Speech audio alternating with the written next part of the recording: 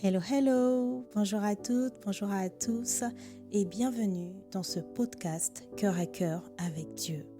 Chaque jour, laisse Dieu te parler au travers de sa parole. Dans ce podcast, nous partagerons des exhortations brèves, puissantes et guidées par l'amour pour t'aider à méditer les Écritures profondément, verset après verset, pour t'aider à guérir, à être éclairé, affermi, mais surtout, faire la rencontre de Dieu telle que tu ne l'as jamais connu, afin de vivre une relation intime et vivante avec lui. Alors installe-toi bien, dispose ton cœur, dispose ton environnement, dispose tes pensées. Nous entrons dans sa présence. Hello, hello, bien-aimés. Je vois que vous allez bien par la grâce de Dieu. Moi, je vais tellement bien. Je suis reconnaissante au Seigneur pour sa présence, en fait, pour sa fidélité et pour ce qu'il n'arrête pas de confirmer à quel point il nous aime chaque jour si nous prêtons attention. Alors, Saint-Esprit, nous t'invitons encore une fois durant ce moment. Nous ne voulons rien faire sans toi. Viens nous parler encore au travers de ce message à moi-même. Viens inspirer les pensées de mon cœur, les paroles de ma bouche. Viens prendre le contrôle, Seigneur, de notre intelligence. Mets-la de côté et transforme notre intelligence. Aide-nous à comprendre, aide-nous à retenir et surtout à pratiquer ce que tu vas nous partager maintenant pour la gloire de Dieu, au nom de Jésus-Christ. Amen.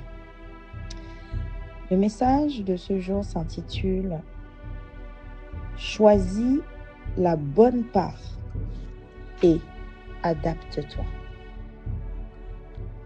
Choisis la bonne part et adapte-toi. Nous allons lire la parole dans Exode 12, du verset 35 au verset 42, en version Nouvelle Français courant. Les Israélites avaient fait ce que Moïse leur avait dit. Ils avaient demandé aux Égyptiens des objets d'or et d'argent et des vêtements. Le Seigneur avait amené les Égyptiens à les considérer avec faveur et à leur accorder ce qu'ils demandaient. C'est ainsi que les Israélites dépouillèrent les Égyptiens. Verset 37. Ensuite, de la ville de Ramsès, les Israélites se mirent en route pour Soukout. Ils étaient environ 600 000 hommes, sans compter leurs familles. Verset 38. Une foule de gens d'origines diverses partirent en même temps qu'eux. Les moutons, chèvres et bœufs formaient des troupeaux considérables. Pour cuire la pâte à pain qu'ils avaient emportée d'Égypte, ils confectionnèrent des galettes plates. En effet, ils avaient été expulsés d'Égypte sans attendre que la pâte lève et sans prendre de provisions de voyage. Le peuple d'Israël avait séjourné 430 ans en Égypte. Au bout de ces 430 ans, en ce jour mémorable, le peuple du Seigneur sortit d'Égypte en bon ordre. De même que le Seigneur veilla cette nuit-là pour faire sortir son peuple d'Égypte, de même, de génération en génération, les Israélites veillent cette nuit-là, car elle est pour le Seigneur. Lorsque je méditais ce passage, pas ce passage, mais lorsque je suis arrivée sur ce passage, il y a quelque chose qui m'a arrêtée. Il y a quelque chose qui m'a frappée. Alors, encore une fois, dans le contexte, Moïse a déjà une certaine foi en le Seigneur. Sa foi n'est plus comme au début. Il a vu les prodiges, il a vu les miracles. Il y a eu le dernier fléau, en fait, annoncé, qui est la mort des premiers-nés.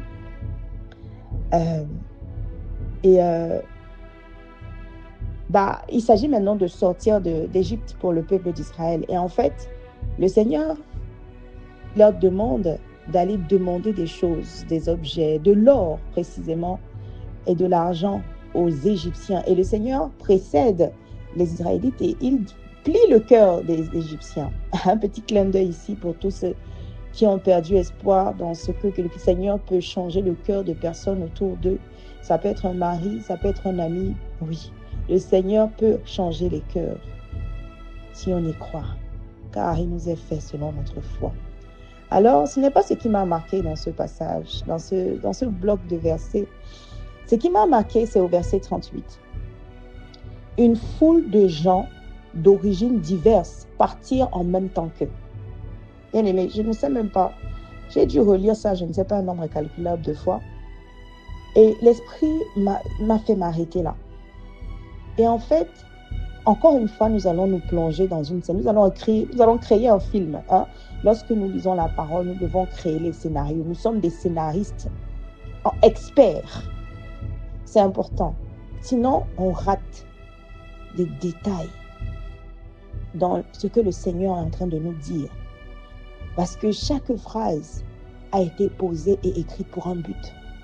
Alors bien aimé, imaginez, nous sommes un peuple et nous sommes déjà connus. Il y a eu tous ces prodiges et ça s'est vu, ça s'est vécu. Les Égyptiens devaient voir déjà les Israélites d'une certaine manière parce qu'ils ont bien vu qu'à Goshen, quand il y a eu l'obscurité, eux, ils avaient la lumière. Ils ont bien vu qu'ils n'ont pas subi la mort de leur bétail. Ils ont bien vu que les mouches piquantes ne les ont pas touchés.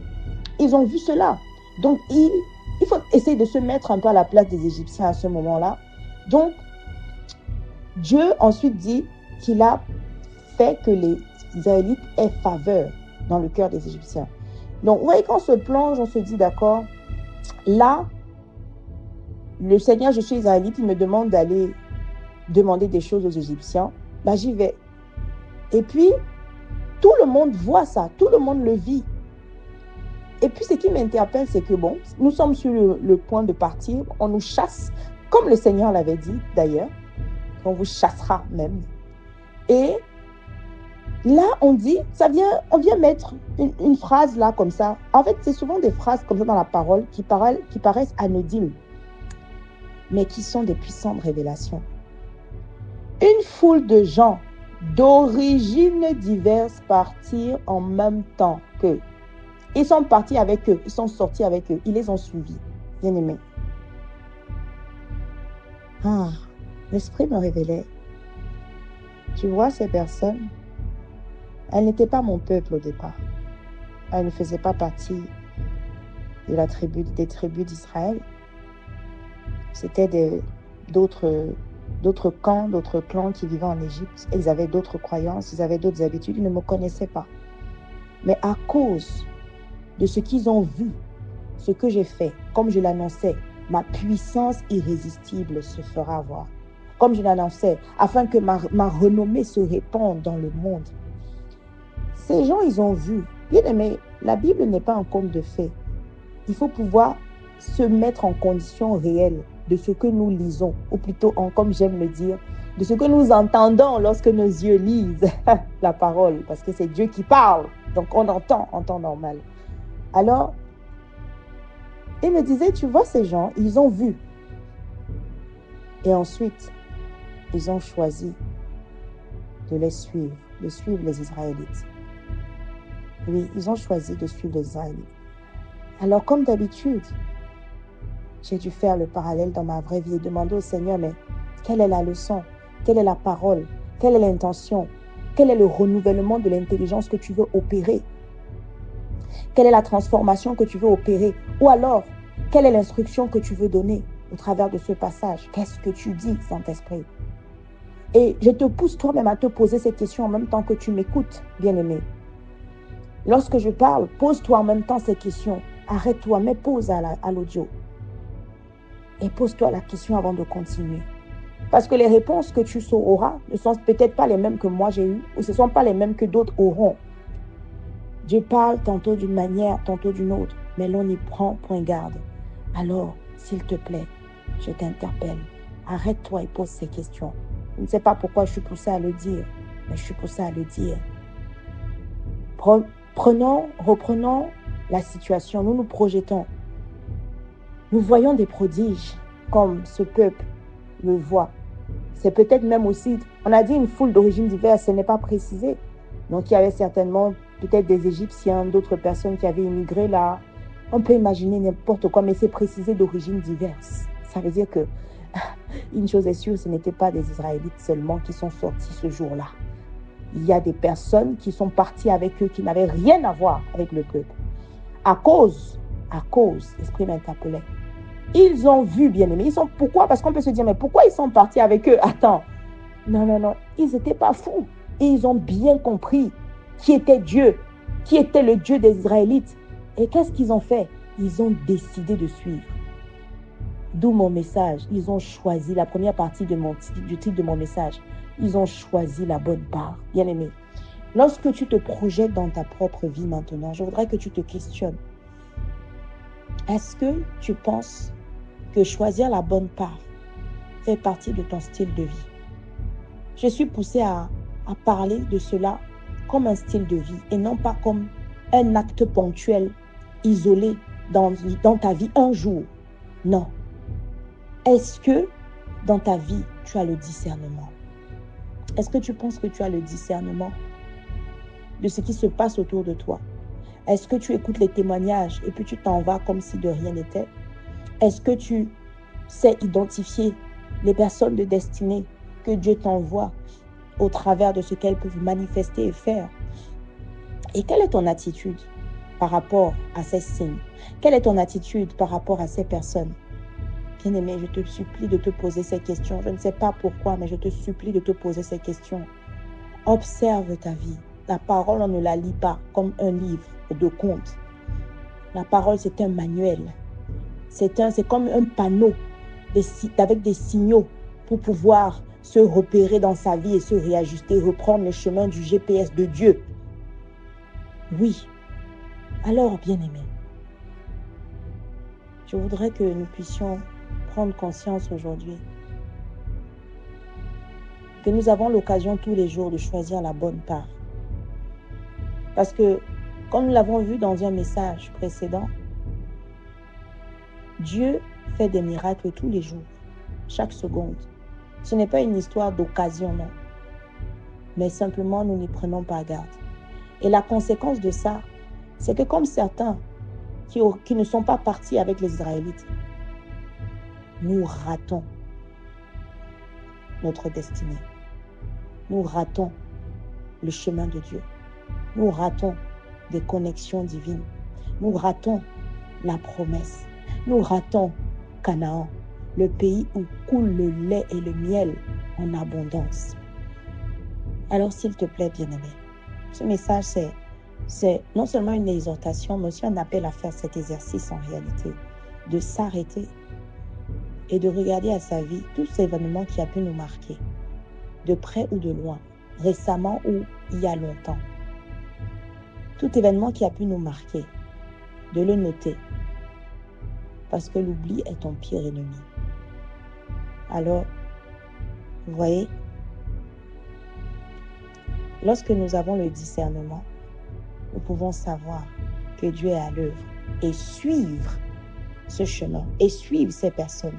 Je te dis cela parce que peut-être Dieu a envoyé des personnes dans ta vie, tu n'as pas discerné que c'était des connexions divines. Peut-être Dieu a manifesté des œuvres dans ta vie, tu n'as pas discerné quelle direction il fallait prendre. En réalité, ce que l'Esprit est en train de me dire en ce moment, c'est qu'il y a des choses qu'il a récemment fait dans ta vie ou qu'il va faire dans ta vie qui vont te demander de changer complètement ta vie actuelle et de prendre un tout autre chemin. Parce que, bien aimé, les foules qui ont suivi les Israélites, ils avaient une vie. Ils ont décidé de tout laisser, leurs habitudes, leur passé. Bien aimé, vous imaginez le niveau de foi, de conviction? Ils ont laissé tout ce qu'ils avaient. Ils ont suivi un peuple qu'ils ne connaissaient nulle part. À cause de quoi?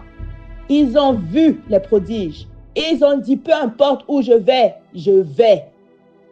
Rien ne m'empêchera d'aller. Bien aimé, est-ce que quelque chose t'a marqué au point où tu as dit, Seigneur, peu importe où tu m'amènes, je vais. Est-ce que tu es dans cet état d'esprit? Il faut te tenir prête. Le Seigneur fait des prodiges tous les jours, mais est-ce que tu es prêt à laisser ta vie? Est-ce que tu es prêt à laisser tout ce que tu as bâti? Mais pourquoi? Pour Canaan. Et pour qui? pour le chef d'État suprême, pour le Dieu Tout-Puissant, mais qui est aussi Seigneur et éternel. Bien-aimés, c'est un appel donc à la conscience de ce que le Seigneur fait, à le noter. Ensuite, c'est un appel au discernement. Ensuite, c'est un appel à l'examen personnel de est-ce que je suis réellement disposé à être comme cette foule de gens qui a laissé sa vie pour suivre de parfaits inconnus. Ensuite, nous allons aller directement dans la fin, dans les derniers versets. Vous voyez, il est écrit « De même que le Seigneur veilla cette nuit pour faire sortir son peuple d'Égypte, de même, de génération en génération, les Israélites veillent cette nuit-là, car elle est pour le Seigneur. » Et l'Esprit m'interpellait, me disait, tu vois, ces foules-là qui ont suivi les Israélites lorsqu'ils sortaient d'Égypte, c'était pas leur, c'est-à-dire qu'ils ne les connaissaient pas, mais ils les suivaient par la foi. Ils suivaient cette prodige, ils avaient eu la foi. Mais en réalité, ils ne connaissaient pas leurs coutumes, ils ne connaissaient pas leur style de vie. Mais ils ont fait quoi? Regardez, puisque Dieu a donné des instructions, il a commencé à le dire ici au verset 42.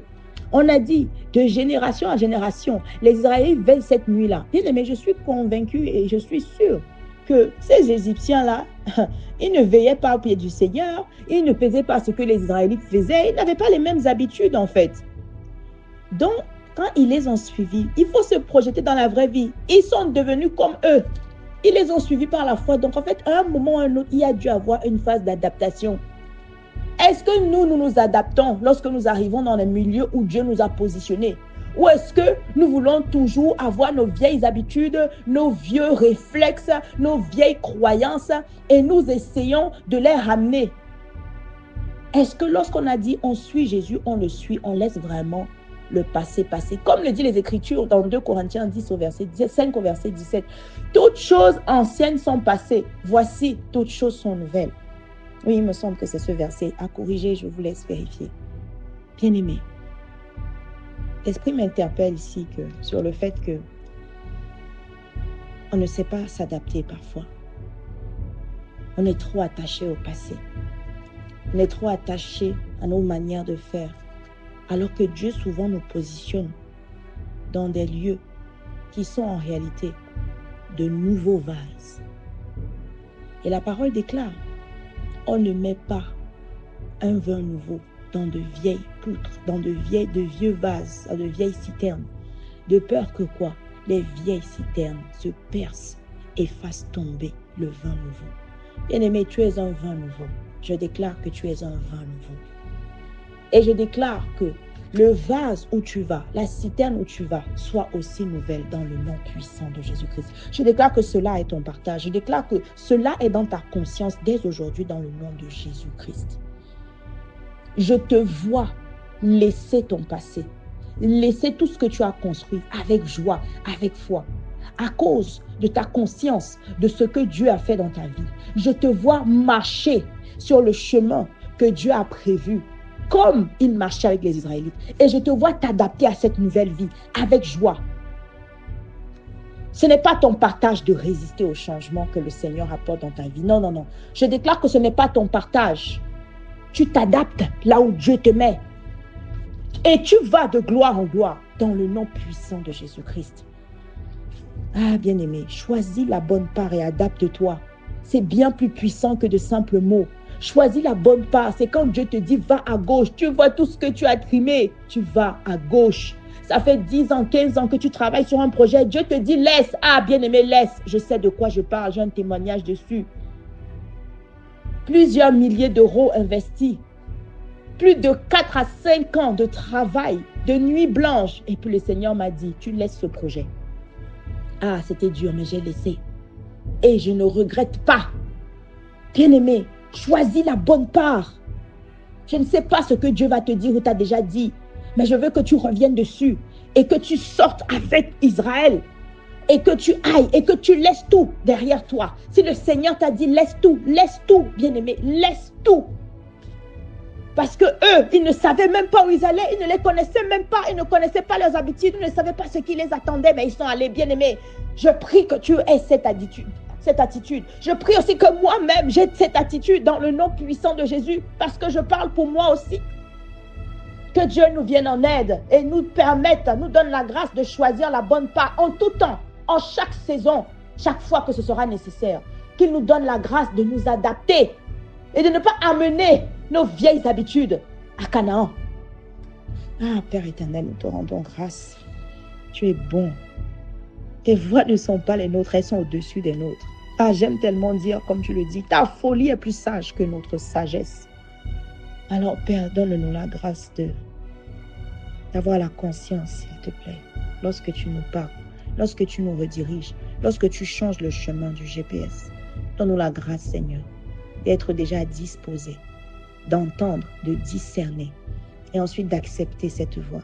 Donne-nous la grâce de laisser notre passé, de ne pas nous attacher aux choses, parce que la seule chose à laquelle nous devons être attachés et demeurer conformément à Jean 15, c'est toi.